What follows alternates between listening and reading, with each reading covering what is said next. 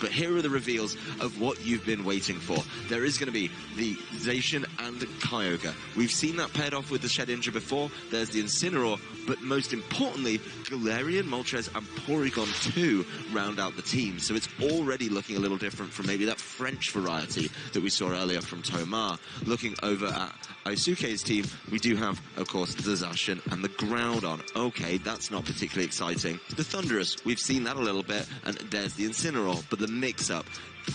Okay, Gigantamax Charizard is cool, but you know what can also take advantage of the sun? Gigantamax Venusaur with the Chlorophyll ability, and then to round it out, strangely enough, a Tapu Fini. But as we get into this game number 1, we will be able to see what both of these players will lean on to start off this set. We've got the Kyogre and the Zacian right away here from Daniele, so going for that double restricted pair. And on the side of Eisuke, you do have the Thundurus and the Venusaur. So where's the synergy here? If maybe the Groudon is in the back, then that Venusaur is actually looking mighty good. Unless you want to pair that Thundurus with something else as well. This is a nice kind of split lead to figure out which direction you want to go in. The Thundurus can cause some interesting problems as well, just because I think the Thundurus on this team looks to be one of the much more supportive versions. Would be really good to be able to add those scary faces, those eerie impulses, or those thunder waves even, just to try and, you know, slow down a Pokemon like Zacian and cause a number of problems there. I mean, thunder waving Zacian can be super effective because it lasts the whole game. You also apply a little bit of physical, you know, pressure to, not physical, but special attacking pressure to that Kyogre just by being able to Thunderbolt it. But I think the Venusaur has that in hand. That said, Thundurus switching out. What a shock. The sun immediately coming to the fore here, and Venusaur probably pretty pleased about that. Yeah, and there's no Tapu Fini on the field as well to set that misty terrain, so you know that Venusaur will be able to go fast, whether it is going to be to shut down a Pokemon or just go ahead and start rolling with that damage. So we will go ahead and see that Gigantamax come through from the Venusaur. I think it makes so much sense. If you're giving it sun, you're giving it chlorophyll right away, you want to get going with it. And the big thing here is going to be targeting. Making sure you get maximum value out of these Dynamax turns, making sure you're not targeting and wasting things into the Protect or causing problems that way is going to be tough. And very wisely, actually, there is going to be Daniele Dynamaxing that Kyogre. If you're expecting to be caught by, you know, the Gigantamax moves from the Venusaur, then you do want to Dynamax. You are going to need a little bit, in this case, double more health to deal with it. Yeah, for sure. I mean, this might just be what you need to be able to survive, but it's a Max Flare as well. Whether it is the Flare or that Max Quake that we also see from that Venusaur, that is going to hurt. And with the sun boosting that damage as well, Zacian just going to get knocked out, and this Kyogre too. While this Max Geyser will be able to reset the weather, it's still not going to do very much damage, despite the fact that that Groudon just switched in. It will survive. I'd say that's a fair chunk of damage. It wasn't a knockout, I suppose, is where I was going with that. Yeah, I mean, it's a good amount, bringing it down into the red. What's definitely interesting there is I think that already reveals the item on the Groudon. The Groudon there taking way more damage in the sun than many other Groudons we've seen, so maybe something unique when it comes to the item choice there, and something to watch for later. There's Shedinja already coming to the fore, of course, for Daniele, feeling pretty good about its position because the Groudon very easy to knock out, and maybe this Greninja can do a whole lot of work. You've got to start asking yourself, how many options does Eisuke actually have to hit this Pokemon? Honestly, outside of the Groudon, I'm not seeing very many just at a cursory glance. The Groudon needs to switch out because it needs to reset the sun. That is going to be so important. It's being forced into that by the Kyogre boldly staying in and then just throwing it down the Max Geyser to catch it up. The big thing here, though, is, you know, even if it comes in, its job may just be to set the sun. I genuinely think there could be a lot of wiggle room for this Shedinja. Oh, the Shedinja as well, just going for one of its top supportive moves, that Ally Switch, because that G-Max Vine Lash, that Shedinja's going to take that with its Wonder Guard. Yeah, and that means you don't get any effects from that G-Max Vine Lash. That's a huge ally switch, keeping the Kyogre safe, and the Kyogre just tearing through that Thundurus immediately with another Max Geyser. It's got control of the weather, so that first turn, leaving the Kyogre alone, is really coming back to haunt Eisuke. Yes, he is going to get control of the weather later on as soon as that sun comes back in, but showing the Zacian right now actually means that at the end of the Dynamax for the Venusaur, it's, you know, the final turn, which is one of the most impactful ones, not going to have access to the Chlorophyll. Yeah, that does make it a little bit vulnerable, but I mean, the fact that this Kyogre as well, it's not really threatening any sort of super effective damage that we know of so far. Sometimes we do see some type of ice type attack, but Shedinja just continuing to try to swap the places of these Pokemon around to get the better of Eisuke's Venusaur. But the substitute here as well from the Zacian will keep it quite safe, but once again, Eisuke will miss the G-Max Vine Lash, leaving Kyogre safe to go for another Max Geyser right into that Zacian substitute. Oh, that's so unfortunate. Falling for the ally switch play again, attacking into the Wonder Guard, not getting your G-Max Vine Lash in play at the second time of asking. That is absolutely devastating. But Daniele is feeling really good about this position because honestly, the Shedinja is causing so many problems. I think that Groudon is being saved for later when it can maybe hit that Shedinja a little bit freer. But you know, you can't do that when the Kyogre's on the field. The Kyogre's potentially faster than you, and the Kyogre's just going to be able to knock you out because of how much damage you took on the way in. This is a really sticky situation, and just kind of wasting time with these substitutes a little bit to try and make sure one of these attacks lands. This time the Frenzy Plant will target the correct slot, and the Kyogre is going to be able to take that. Whoa, that's a really big survival.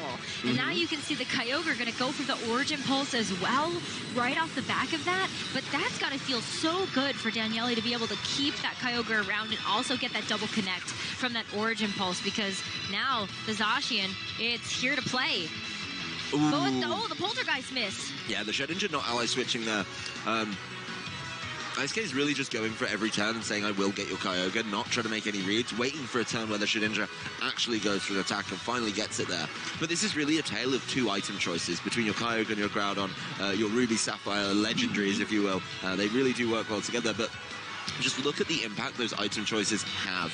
Being able to, you know, do things a little bit differently and take that Frenzy Plant quite comfortably is so, so important. That said, going into the Wonder Guard again, predicting the ally switch play, really unfortunate that he doesn't ally switch this turn. And this mind game has been, honestly, 3 turns have been very, very successful for Daniele on this. Yeah, and that Poltergeist is not going to miss a second time, so that last little bit of damage to the Venusaur will be a second knockout in this turn, despite the rain being removed from the field now, and now you do have weather control just a bit for Eisuke available.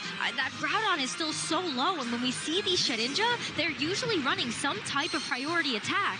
That Groudon is already so low. Yeah, that Groudon can easily get picked off by a Shadow Sneak, and honestly, even if it connects, it's got way too much work to do. It's got to get some damage down on the Kyogre, or else the Kyogre will hit an Origin Pulse at some point. It's also got to hit the Shedinja potentially twice as well because of that Focus Sash. It may not be even afforded that opportunity, as there it is, Shadow Sneak. Ooh, doesn't get it. This is the spread move I thought it could do, but it doesn't matter. At the end of the day, if Shedinja doesn't go down here, which as soon as that item pops, we confirm the Focus Sash, that just means that next turn, he's going to get caught by the Shadow Sneak, not going to make it next turn anyway, as the Ice Beam does the damage. So Daniele putting on what can only be described as a Kyogre masterclass, keeping it in the face of a Groudon switch in there, and being able to, you know, just reset up the weather and cause so many problems. I mean, we see this sometimes from, like, the French Rain team that we talk about, right? Like, Thomas, one of those players that has used that Shedinja Kyogre team quite frequently. But this, of course, has some different flavor elements to it, but that Shedinja is still so pivotal to make sure that your damage dealer is in the right place, and that you also are able to kind of pivot around and make sure that a specific Pokemon are in the places that you want them to be. Daniele is going to show off a little bit more of his team for us. Thank you very much, as we do get to see that Galarian Moltres come to the fore in the lead here in game number 2. Yeah, and Galarian Moltres, we have seen a couple of different versions of it, as we have seen from previous formats, but a lot of the time, you know, that Galarian Moltres is going to have that Berserk ability, so once it gets to half HP, below half HP, then it will get a boost to its special attack. And on top of that, the Fiery Wrath is a really interesting move choice because of the flinch ability. Being able to flinch has always been an annoying factor on any Pokemon move. How many years have we talked about and lamented the Rock Slide? Just bringing it back with Fiery Wrath is really, really annoying, and it does the same thing, right? It spreads out to your opponents both side of the board, so a nice bit of spread damage that can flinch. Doesn't get as much hate as Rock Slide did, and I think maybe if it does well here, it might start getting brought into that same kind of question. Yeah, absolutely. I mean, it's still like a low chance to flinch, but it's still enough of that pressure that you probably want to consider it. But another turn 1 Dynamax here. It will be that Venusaur just getting the Gigantamax and starting to get some damage out again. It has to do so much work, but it doesn't look like it's going to get paired up with the Groudon. I mean, now you're in a neutral weather. Probably feels pretty good about the chances to be able to deal with this. So a lot of work going in there, and you really want to get some damage down on the Moltres. It's kind of a tough one, right? With the Galarian Moltres, you do not want to activate Berserk. So you want to do about 40 to 45% and then find a way to push that on to do the full 55 to 60%. Well, sometimes what we were seeing as well with these Galarian Moltres, and I'm curious to see if this one is also one of those, is that you had some type of recovery berry. So once you got one Berserk boost, then the berry would activate, give you more HP, so you could potentially get a second one. But looks like it's going to be a bit of a defensive game here for this turn 1 for Eisuke, which is going to shut off that move here as Incineroar gets to go for a parting shot. Great way to just start mitigating some of that damage. I really, really like that play there. Making sure that the attack stats drop over onto that Galarian Moltres means that if it does hit with one of these max airstreams, there's more of a chance now that the Venusaur is going to be able to take it. There's also the fact that it pivots your Pokemon out very, very quickly, and you are able to bring in something different. So reveal of the Zacian here over on Eisuke's side is the Intrepid Sword boost. No shock there. That Intrepid Sword, you know, is going to help out, going to make sure that Behemoth Blade does even more damage, and maybe it's a case of just being able to double into this Galarian Moltres now, get a huge amount of damage down and deal with it, potentially taking that max airstream in the middle because of that earlier parting shot. So a lot to kind of make up for there, as yeah, Daniele does kind of what he, you know, wants to do, which, you know, it's kind of the reverse of what Eisuke did to him, right? Bring in the Incineroar, get rid of the Intrepid Sword boost turn 1. Yeah, turn 2, look what's happening. The Incineroar's coming in to deal with it, but I don't think that slot's going to be the focal point in this turn. No, you're going to see that go right into the Galarian Moltres just to make sure that it survives. But look at that. It still does enough damage to activate Moltres' Berserk ability. So you will see that special attack get brought back up to neutral as the G-Max Vine Lash as well. Not doing a whole lot of damage, but you actually get that residual set up this time. Yeah, getting that residual damage is absolutely huge and is definitely going to help out if this like Galarian Moltres doesn't have something like Roost. You see how impactful the parting shot is there. Even with the Berserk ability, it's still not enough with the max airstream to get that knockout, but it is going to start winning in that speed tie, and that's something that's big for the Moltres, right? As you mentioned at the top of the game, the Moltres is in such an awkward speed tier. Being able to get it out of there by boosting it up is absolutely huge. So I really, really like that. The change up, being able to cause some problems with it. It definitely helps, but this game a lot better for Eisuke. Definitely staying in the game a little bit longer and being able to push a little bit more, but that's all it's going to be for the Venusaur. 1 G-Max Vine Lash was all it needed to get down before it leaves the field. I think maybe Eisuke hoping that the Zacian is going to be enough to be able to switch it out here, but the Intimidate as well, just going to drop the damage once again, mostly looking at that Incineroar, but also acting as a nice pivot in case something else is going to come its way. But it's a free switch here. The Max Guard now coming through, but also the Close Combat. Ooh, that's hello. one that we don't see super often, but it softens up that Incineroar, that once that G-Max Vine Lash damage comes through at the end of the turn, that should be a knockout. But looks like Incineroar is just going to knock himself out here from the residual of the Flare Blitz. Yeah, if that is enough, that's not a lot. It's not a lot at all, but there is going to have to be the G-Max Vine Lash. So it did 8 to itself, but the remaining 3 is taken away by that.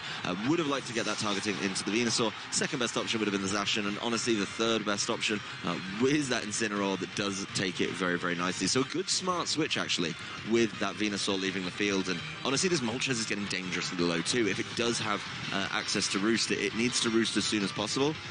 You know, the problem is it's not been able to do that yet, being in that Dynamax form. The Kyogre showing itself off pretty early is going to throw out that weather first thing, and that could mean there is an endgame where it's just going to be sun the whole time. I think if Galarian Moltres has Roost, it has to Roost now, and that really is because otherwise it's just going to get knocked out by the Vine Lash Ferocious Beating between turns.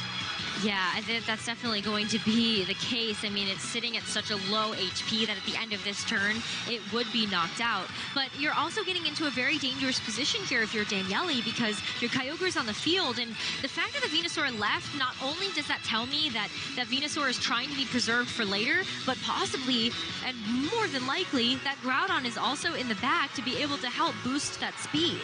Well, assuming you can, the Groudon's going to be in a really good position here. The Groudon definitely being saved because of the respect being put down onto that Shedinja. That Shedinja's not even here this game, so maybe something to look out for game number 2. But a nice fake out onto the Kyogre is going to help out. The Moltres didn't leave, by the way. The Fiery Wrath going into that Incineroar isn't going to be the biggest problem, but we know what happens with the G-Max Vine Lash. That's how important it was to Eisuke's strategy, and you can just see it taking a knockout here. It already took the knockout on the Incineroar, and it's going to put that Kyogre in range to get knocked out by something like the Frenzy Plant. Yeah, not only that, but now this is the problem I was looking towards, is that Zacian has to come in, and Daniele is down to his final 2 Pokemon for this game too. So Eisuke has a lot of agency when it comes to what type of Pokemon he wants to put on the field to be able to match up against that. And if he does have that Groudon, then he can control the weather and make sure that those Kyogre's attacks are not going to be nearly as devastating.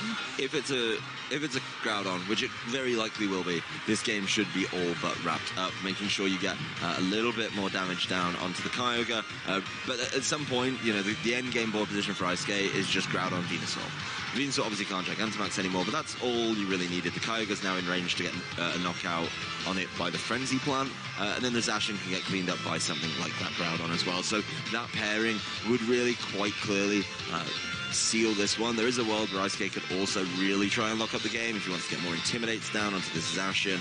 Does still have all 4 Pokemon, so switches are plentiful. Yeah, the Incineroar leaving the field. Looks like we're going to be seeing that Groudon right away, so the sun is just set right now. It is, and then, but also maybe, just maybe, we can find out a little bit more about how these Zacian are trained against each other. Which one is going to be just a touch faster, but it's the close combat from Eisuke's Zacian that will be the first to move. And a critical hit on top of it, though, still doesn't feel good. But the drop in defense and special defense maybe means that Zacian's Behemoth Blade is going to be a big one, as that's the target. Yeah, I mean, a double drop from 2 close combats means this is an easy one-hit knockout. And the Kyogre's in a really tough position here. It's so low. Does need to connect an Origin Pulse single target in the sun. And then the Venusaur's going to be asked to do a lot of work as the sun remains. Honestly, that's a huge amount of damage, and that is kind of the drawback, in my opinion, of not taking the Assault Vest on Groudon. I've really come to like it. The Kyogre caught by the Vine Lash Ferocious Beating. It's not enough as it clings on, so this Venusaur is going to have to potentially throw something its way, or, of course, the Incineroar, which would be able to come in and catch it with a fake out. So the Kyogre, as we know, over on Daniele's side, is the Assault Vest version. It took that move so well early doors, would be able to say, you know what, you're just going to get faked out for the knockout here. Yeah, because a Kyogre at this point, you can't go for something like the Protect, even if it was available, just because you're going to get knocked out by the Vine Lash damage, and we also saw that it's probably Assault Vest, so it doesn't have that anyway. But, Zacian here too, it's not going to be able to clean up both of these Pokemon since it doesn't have any spread-type attacks, and you have 2 good targets on the field that you could secure a knockout on, but you can't use both. So, fake out though, actually going into the Zacian here, and so Zacian going to flinch, but Groudon moving just a touch faster than this Kyogre will be able to get the knockout.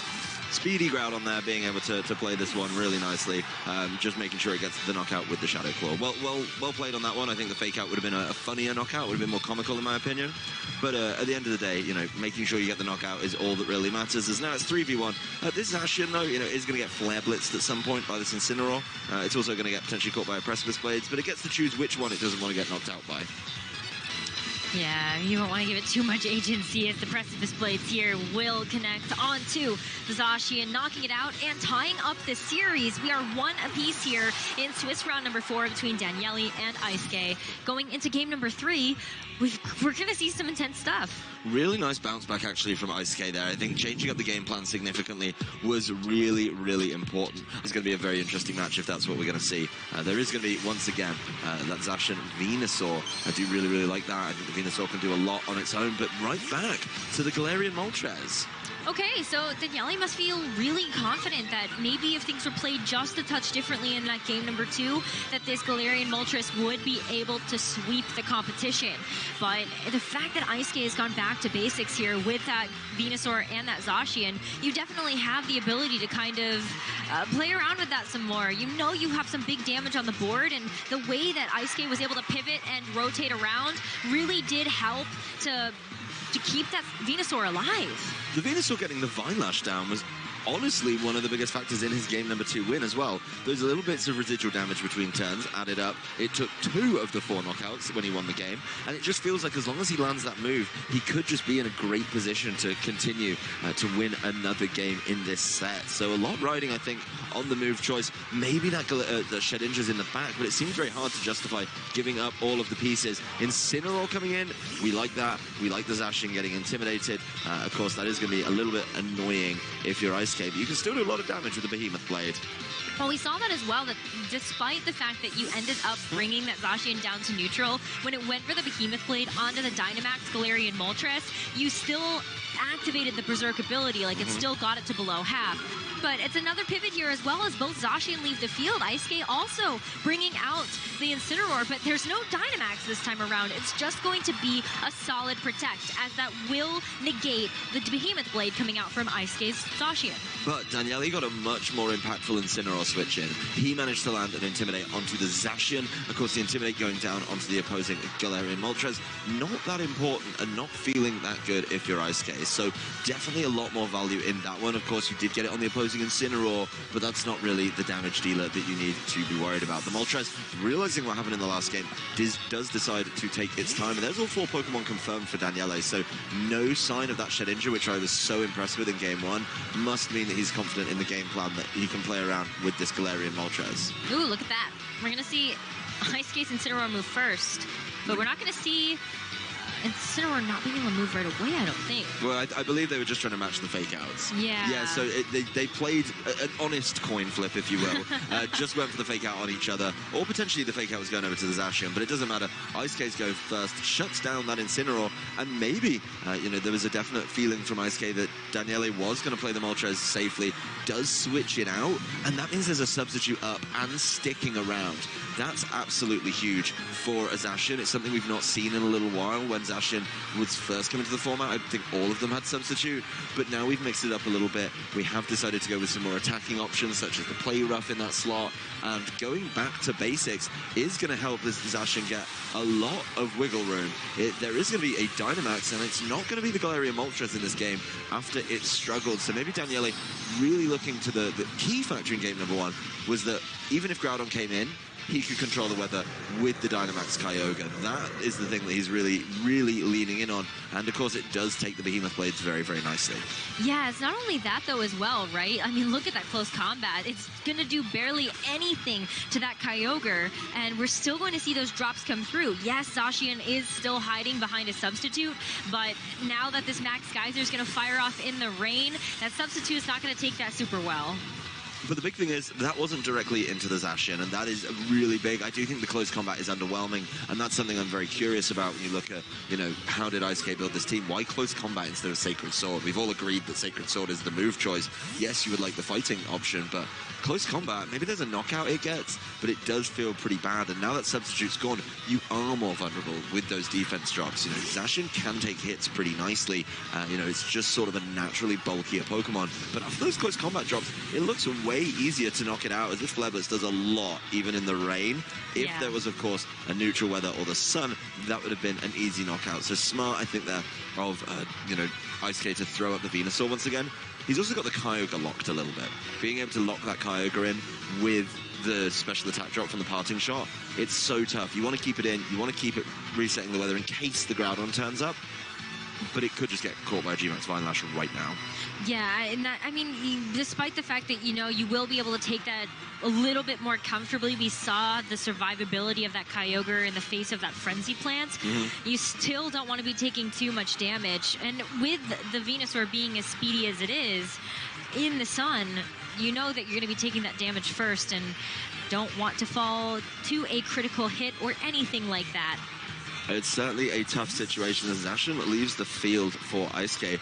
So already, yeah, he's going for it with the weather play. He must be confident he can knock out the Kyogre here, because otherwise I think we get a run back of that early situation in game 1 where you just set the sun, you get 1 turn of chlorophyll, and then of course you immediately get max geysered, and then you start to really struggle from there. So the Moltres coming back into play, maybe saving that fake out and intimidate combo for later, and unsurprisingly it is going to be the Venusaur going Gigantamax. He's got to be really believing in the ability of this G-Max Vine Lash to be able to get the one-hit knockout on this Kyogre, and with the Assault Vest you're asking a whole lot.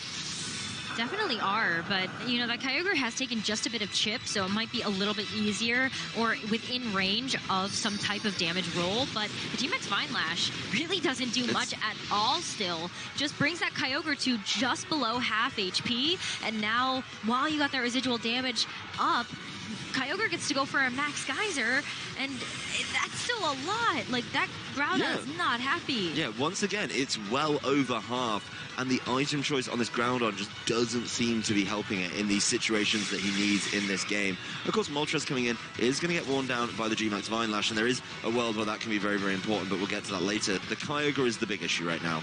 The Kyogre, once again, has its rain set up, feeling really, really good about that. This could just be a hard pivot to maybe get Groudon back out. But my concern is what comes in. Incineroar will get knocked out. Zacian will take a huge amount of damage and probably get knocked out, because this Kyogre can kind of do whatever it wants right now. And that is a massive, massive concern, particularly as it goes into its final turn of Dynamax and would be able to just lay down the damage. The Venusaur might still be faster, though, despite the rain being up. I think that still remains to be seen. I'm not sure if we had seen that interaction before in a previous game, but we're going to see the switches first. So Groudon leaving the field, Incineroar coming in. This does provide some type of fake-out pressure or the ability to pivot with a parting shot later, knowing that Daniele has some really nice answers to what is in the back. And there it is. Yeah. G-Max Vine Lash is going to go first, and that Kyogre, 1 HP, and a dream here.